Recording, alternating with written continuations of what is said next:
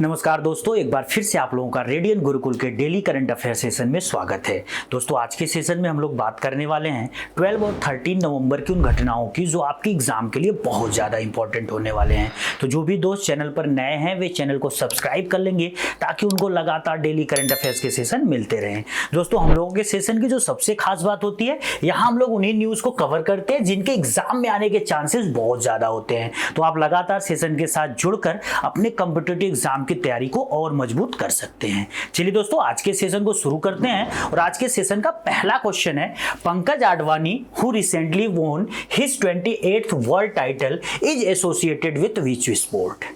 तो भारत के पंकज आडवाणी ने अपना 28वां विश्व खिताब जीता है जिसको वर्ल्ड टाइटल कहा जाता है। दोस्तों, तो ये किस खेल से संबंधित है? तो बिल्कुल खेल का नाम याद रखना है, बिलियर्ड्स या फिर स्नूकर।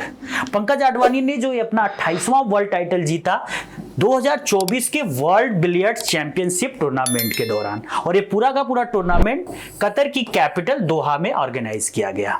इन्होंने फाइनल मैच में किसको हराकर एक खिताब जीता है? तो ये भी बिल्कुल याद रखिएगा, इंग्लैंड के रॉबर्ट हॉल को हराया और इसको हराने के बाद ये 28वीं बार वर्ल्ड टाइटल का खिताब जीते हैं। तो एक बहुत बड़ी उपलब्धि इन्होंने हासिल की जिससे हमारे देश के प्राइम मिनिस्टर भी काफी खुश हुए और उन्होंने भी पंकज आडवाणी को बधाई दिया दोस्तों, और इनकी अभूतपूर्व उपलब्धि पर सराहना करते हुए बोला कि ऐसा जो ये आपने असाधारण उपलब्धि हासिल की है ये हर किसी के बस की बात नहीं होती है दोस्तों।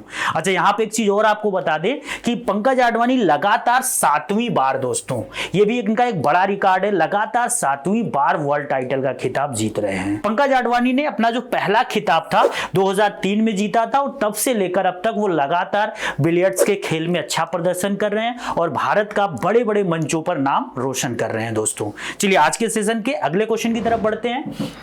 Who won the ICC player of the month for October 2024, यानी कि अक्टूबर 2024 के लिए ICC player of the month का पुरस्कार किसको मिला है? तो मेल वाली कैटेगरी में मिला है पाकिस्तान के खिलाड़ी नुमान अली को दोस्तों, और फीमेल वाली कैटेगरी में जो मिला है पुरस्कार वो न्यूजीलैंड की कैप्टन एमिलिया कर को मिला है। दोस्तों, अक्टूबर महीने में इन दोनों खिलाड़ियों ने दुनिया भर में सबसे बेस्ट परफॉर्मेंस दिया।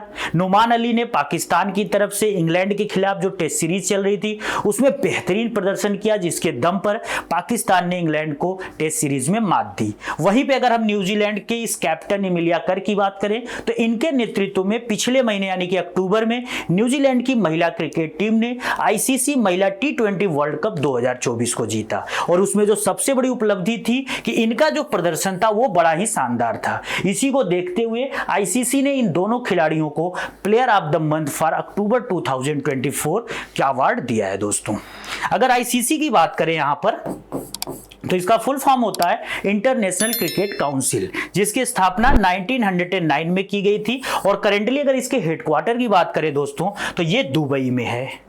दुबई एक सिटी है, किस देश की सिटी है? तो ये भी याद रखिएगा, यूएई यानी कि यूनाइटेड अरब एमिरेट्स की। इसके बाद आज के सेशन के एक और इंपॉर्टेंट क्वेश्चन की तरफ चलते हैं। Samantha Harvey who has won the Booker Prize for 2023 is from which country.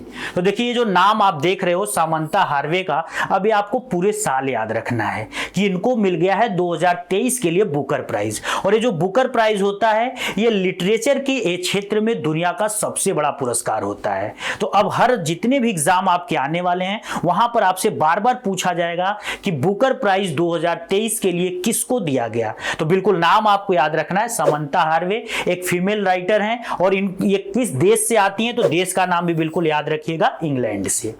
इन्होंने एक नॉवेल लिखा जिसका नाम था आर्बिटल, और इसमें इन्होंने एक रोचक और रहस्यकारी कहानी लिखी है। एक कल्पनीय कहानी है इनकी कि कैसे हम लोग आईएसएस यानी कि इंटरनेशनल स्पेस स्टेशन पर अपना बसावट करेंगे, अपना बसाव बनाएंगे, और कैसे वहां पर पहुंचकर आज जो हम ह्यूमन एक्टिविटीज धरती पे कर रहे हैं वैसी एक्टिविटीज हम अंतरिक्ष में करेंगे। तो कहानी बहुत ही रोचक है, बहुत ही रहस्यकारी है, जिसके कारण इनको जो है कि ये पुरस्कार दिया गया 2023 का बुकर प्राइज, जो कि सबसे बड़ा लिटरेचर के क्षेत्र का पुरस्कार होता है। मैं बार बार कह रहा हूं, समंथा हार्वे का नाम अब आपको नहीं भूलना है दोस्तों। अगर बुकर प्राइज की बात करें तो ये यूके बेस्ड एक ऑर्गेनाइजेशन है जिसका नाम है बुकर प्राइज फाउंडेशन, उसके द्वारा दिया जाता है। पहली बार इसको 1969 में दिया गया था, तब से लेकर ये हर साल पुरस्कार दिया जाता है। पिछला जो पुरस्कार था वो पॉल लिंच को दिया गया था, एक आयरिश राइटर थे, आयरिश यानी आयरलैंड के लेखक थे, और इनकी जो किताब थी प्रॉफिट सॉन्ग, उसके लिए 2022 के लिए इनको दिया गया था। और इस बार समंता हार्वे को किस साल के लिए दिया गया है, साल बिल्कुल नहीं भूलना है, 2023 के लिए।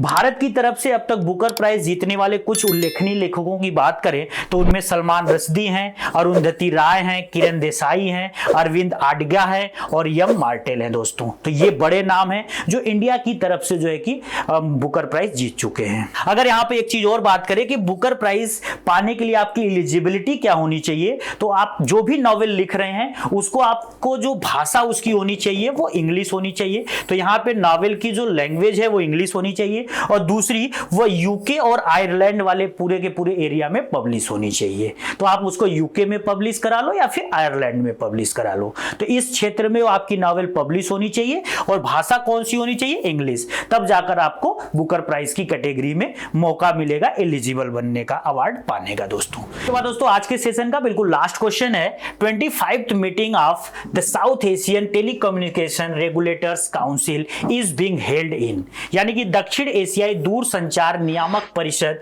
जो कि 25वीं बैठक हो रही है, ये कहां पर आयोजित की जा रही है। तो बिल्कुल याद रखिएगा हमारे देश की कैपिटल न्यू दिल्ली में।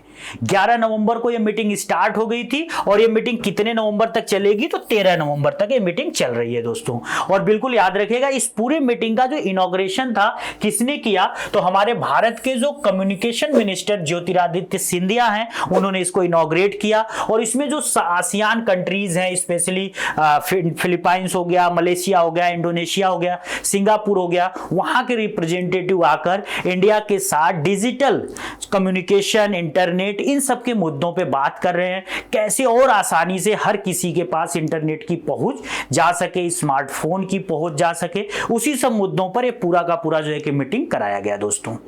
इस मीटिंग को किसने ऑर्गेनाइज किया, तो बिल्कुल याद रखिएगा एशिया पैसिफिक कम्युनिटी जो है वो, और होस्ट किसने किया, तो ये telecom regulatory authority of India, जिसको हम ट्राई बोलते हैं, उसके द्वारा ये पूरा का पूरा होस्ट किया जा रहा है। अगर हम भारत के डिजिटल मार्केट की बात करें तो इस समय भारत में 1.2 बिलियन टेलीफोन्स हैं, 970 मिलियन इंटरनेट कनेक्शंस हैं। इसके साथ ही हमारी इकोनॉमी बहुत तेजी से डिजिटलीकरण की तरफ बढ़ रही है दोस्तों। और भारत को डिजिटल बनाने के लिए 1 जुलाई 2015, ये डेट नहीं भूलना है, 1 जुलाई 2015 को इंडिया में एक मिशन लॉन्च किया गया था जिसका नाम था डिजिटल इंडिया।